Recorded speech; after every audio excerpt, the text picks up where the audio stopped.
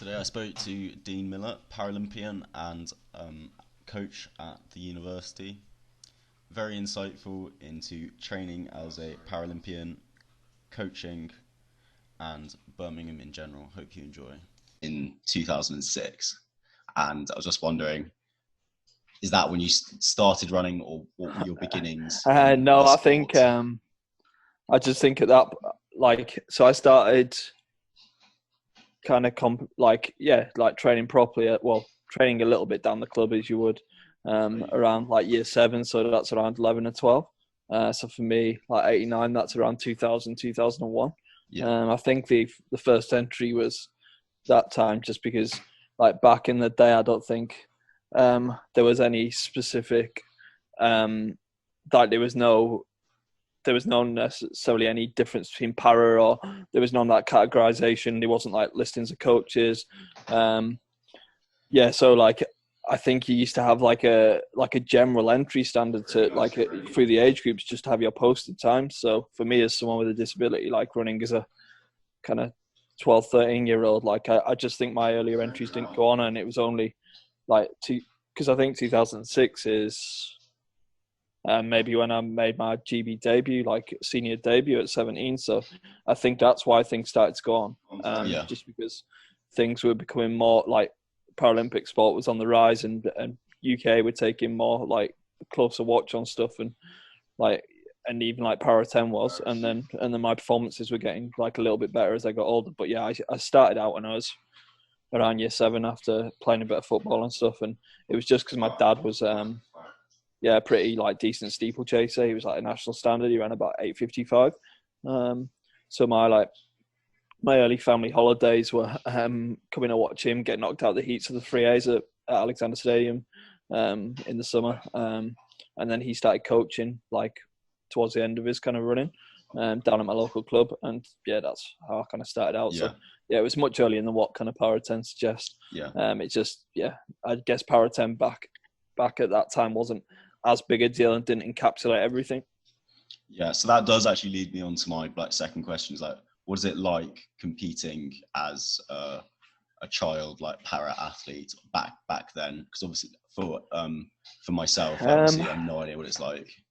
It was weird, because I think I'd come from obviously competing in a mainstream capacity. My disability was kind of very mild, and it doesn't really affect me too much day to day. It obviously affects my running style and my balance and strength aspect, but actual day to day life didn't really affect too much. And even kind of running, it's still minimal. So I competed very much the same, like in the same competitions, the same frameworks, the county champs, the local league races and stuff. And I think the difference was I watched some highlights of the Athens Paralympics in 2004. So it would have been around 14, 15. And I think just by chance, it happened to be the 1500, like the T37 1500, which would go on to be my kind of event. And I asked my dad, could I compete in something like that? We didn't know anything about kind of Paralympic sport. And he said, I'm not sure, but I'll try and find out. And we ended up going to a couple of kind of like disability sport athletics meets and kind of competing in some of those. And the thing is, it's slightly different now with the depth and the difficulty to make a senior Paralympic team in Great Britain. Like there's so many athletes, and the standard is high. But certainly if you're a decent junior, back when I kind of started, then you kind of rose through the senior ranks quite quickly. And because I was probably training 3-4 times a week at quite a decent level with a good kind of able-bodied mainstream group, I think I kind of rose to the top quite quick. So the answer to the question is I didn't really get a chance to be a junior athlete in the sense of Paralympic sport, because as I said, at 17 I made a world championship final. You kind of get thrust into it, and I think it's slightly different now. There's a very different pathway. Like there is a world junior champ, an IPC World Junior Champs, which have been fortunate enough to be part of the coaching team back in 2017, and that happens quite like semi-regularly now. And there's certainly like even just nationally, like a very much distinct pathway, like age groups and enough athletes to make events. But it wasn't like that in the day. It was, oh, he's quite good. Like he's already top 20 in the world off minimal training, and then you find yourself in these big races, if that makes sense. Yeah. Do you think that that part of the reason why it's changed from that to what it is now is because of the Paralympics in 2012, where there was a lot more? Yeah, massively. It was always kind of on the rise, but I think the and we knew, like, Britain always took it very, very seriously. Like, I remember going to like some meets in like Europe, like traveling with a team and stuff, just like Grand Prix meets, and just speaking to like other athletes, other countries and stuff. That, like, it's still probably not perfect in some countries now, but there's a lot of countries that weren't getting that support. But UK and British athletics always were like kind of leading on that and pioneering on that.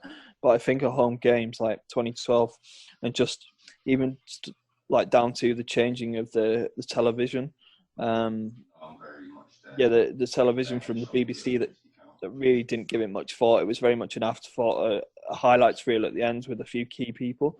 Whereas Channel 4, when they did their all kind of Superhumans marketing campaign and made it a little bit edgier, it was really, really cool, and it kind of took off that. I think I remember actually being like still around.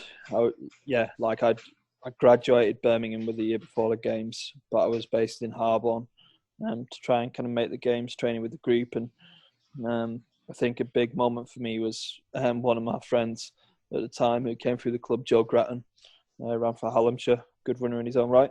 He messaged me and said, "Dino, I can't get a ticket for your final. Can you help me out here?" And I was like, "Oh, no, you'll be able to get a ticket. Like, I think it's gonna be pretty busy, but you'll be able to get a ticket." And that, it kind of hit me that when I realised that 80,000 capacity was sold out for kind of my kind of my race and my final, that was like, whoa, this is mental. Because the Paralympic Games had never been kind of sold out before. So I think that's the British public. They get behind the home, whatever, and it kind of catapulted a lot of us into a little bit of a stardom. Not necessarily myself, but it was an unbelievable experience. It was unlike anything like I spoke about the World Championships initially that I went to. There was like maybe a couple of thousand people tops, probably not even that. Like when I was 17. So to run in front of 80,000 people, it's very hard to prepare yourself for that. Yeah, and then so taking it a little bit further back, so you're like 17 years old and you're thinking about which universities you want to go to. Obviously, running is quite a big choice in that, but what made you choose Birmingham over a different university? Yeah, so like I was, and I think it's like part and parcel of like maybe coming. I don't know actually, but I was just really unaware of the endurance landscape. Like, we get a lot of kids like obviously coming through now that obviously raced each other at English schools and know each other before they even get here, and like and I think it's more because connectivity is such a big thing. Social media, everyone knows everyone's business somewhat. But like, I think because I was competing in disability circles and wasn't necessarily making an English schools track team, although I made a cross team, like I didn't. Yeah, I wasn't taking in that Birmingham was like the running heaven, or that Loughborough was a great place to be or anything. At that point, I wanted to study physiotherapy. I knew I wanted to run. I'd just been kind of put on lottery funding. I applied for Sheffield, Hallam, and Birmingham. But Birmingham was very much because my dad thought it'd be a good place to go because he was a little bit more aware of the running scene and knew Bud was here and wanted me to concentrate on my running. I knew that I would want to. But yeah, for some reason I had Hallam in my head, and I think it's because the head coach at UK for the Paralympic side of things was based kind of around that area at the time, so I think that was a big pull.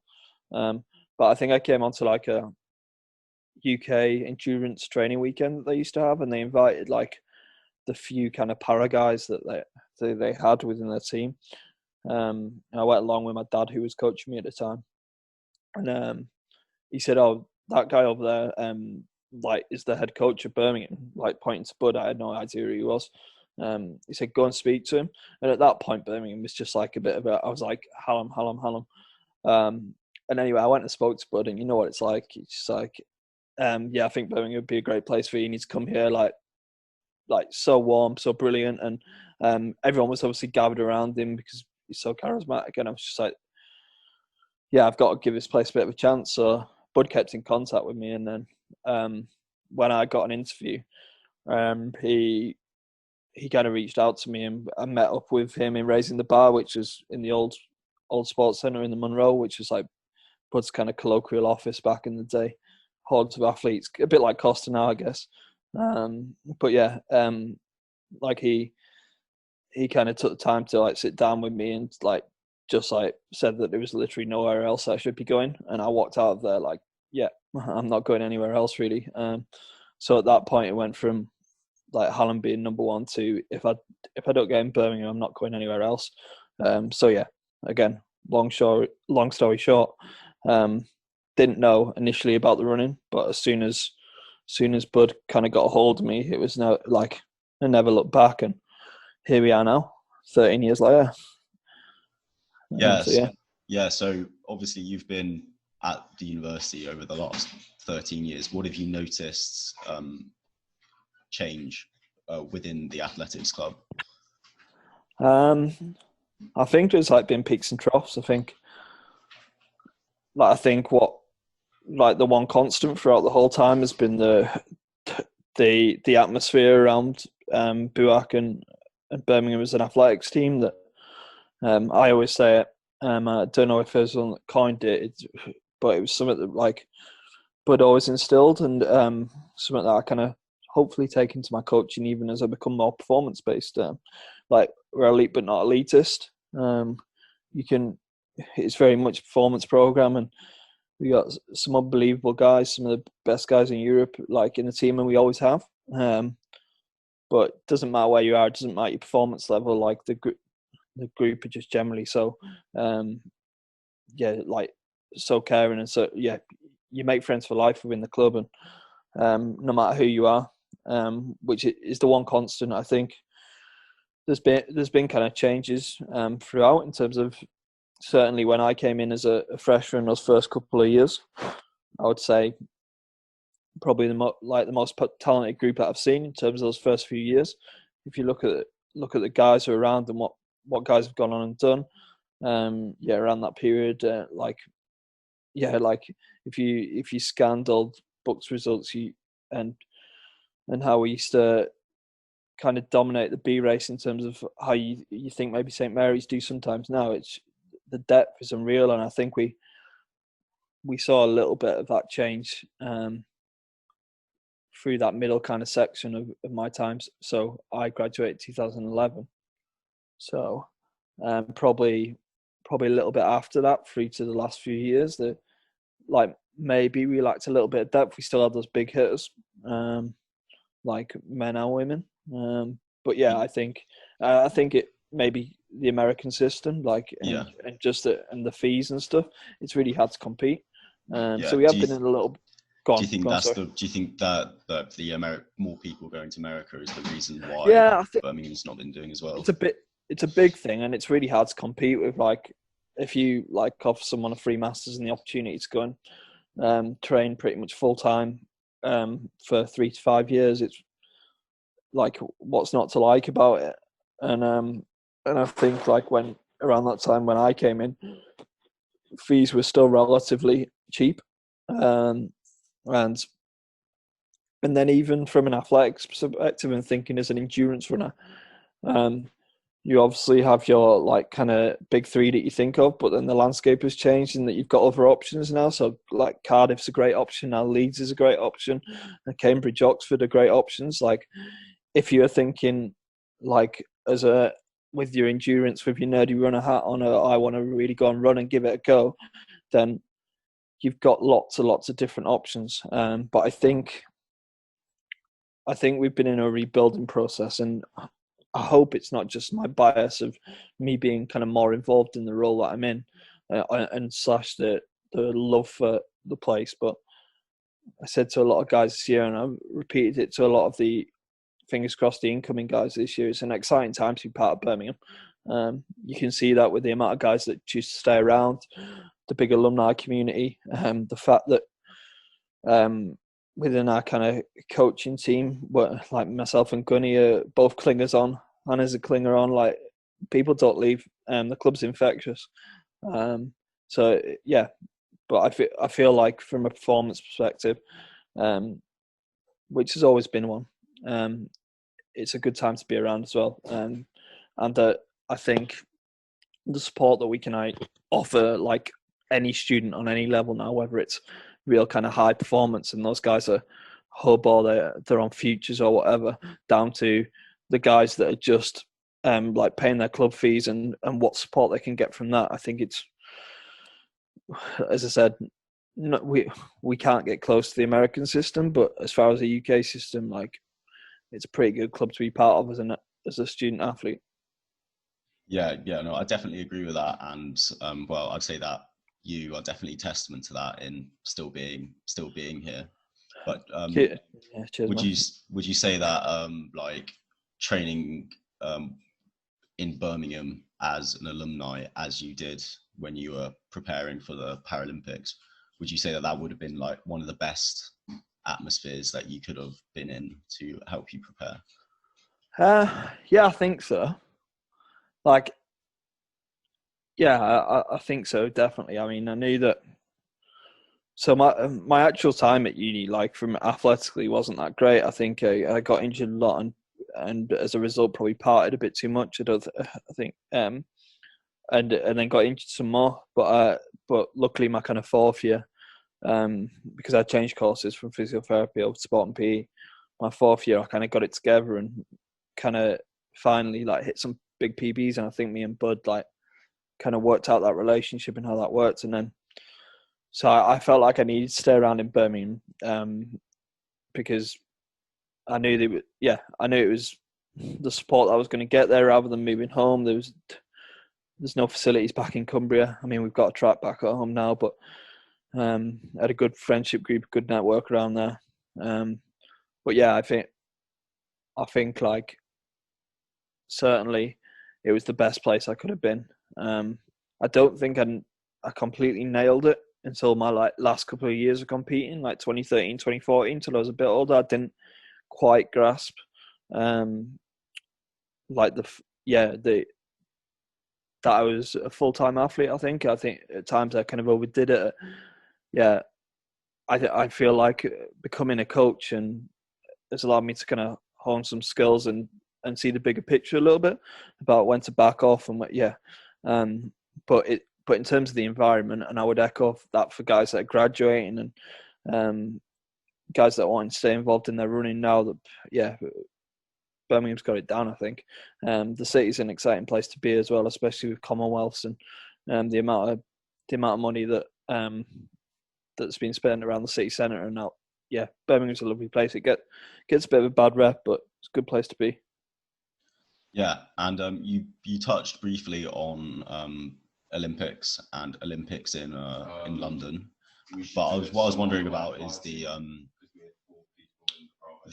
aftermath of the Olympics. Obviously, you've gone from competing at the highest level in your home country, in your home stadium, and then afterwards, what's it like, kind of like coming off that high, and how did your running progress after the Olympics?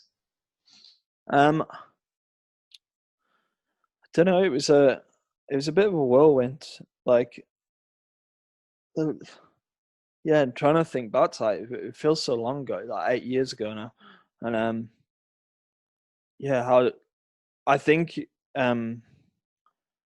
like for any like athlete with a disability, like, well, any athlete, like making an Olympic Games, like topples, like making Olympic or Paralympics, like topples making a world champs or like a Commonwealth game. It does. It's the pinnacle of an athlete. So as someone that is like, yes, like investing all their time in in the sport and kind of putting their career on hold to actually be able to call themselves an Olympian or Paralympian. It was a big deal. But because I kind of came off the race, and I don't know if you've seen it, but that like I just tactically I didn't get it right, and I was only 23, but I felt like I had an outside shot of a medal, and maybe in hindsight I didn't, and maybe I was thinking too much, doing that standard thing of wanting too much at my first like kind of Paralympics, but yeah, how I kind of ended that race and finished it just left me wanting more, really. So the experience was unbelievable, like the Olympic Village, the kind of like, just being in front of the crowd, just all that. But it kind of just fueled me to want to do a little bit more and to focus on Rio, knowing that I'd be kind of in my prime by that point, and have honed my professionalism a little bit more. I knew I was training very hard, but I look at some of the things that I do in my coaching now, and some of the things that I make the guys that I coach do that maybe aren't even at the level I was at. They've already 2 steps ahead of maybe what I was doing at that point. I was doing lots of running, and I was doing weights twice a week, but there were still lots of things that I could have done to kind of improve. And I think that's very long-winded and babbling, but I think that is the takeaway, that off the back of the games, I think I just wanted more and wanted to know how to develop and get a bit closer to those guys that I was so far away from. Yeah. So obviously you've now started coaching and have been like very successful with it. What aspects do you think that you gained as an athlete competing at that level? Do you think you've transferred across to being a good coach? I think I don't know if I've transferred it from being an athlete, but like work ethic, I always had good work ethic, and I always like kind of, and like ability to really hurt myself. And I don't think it's necessarily the best strength or the best thing, but the ability to see benefit and see the positives in working hard and being motivated and being able to kind of stick to a plan. I think that's probably the big thing. I would say like coaching and seeing things from the other side has like actually changed me a lot, though. Like it's changed my approach and changed how I approach training. And I think if I coached people how I like train myself, I'd just be expecting so much of them, and I'd end up with a kind of a lot of broken athletes, and it just wouldn't be the right way to do it. So I think my own experiences with my own career ending early through injury and stuff, it has made me a lot more cautious. But I think I'm a very different coach to an athlete, if that makes sense. Yeah, and that was like actually leading on to my next question was your coaching philosophy. Obviously, you said it's a lot of it comes from your own experience, but you were coached by Bud while you were at university. Do you think that some of Bud's ethics and Bud's coaching philosophies have been passed on to you, and you're passing on to your athletes?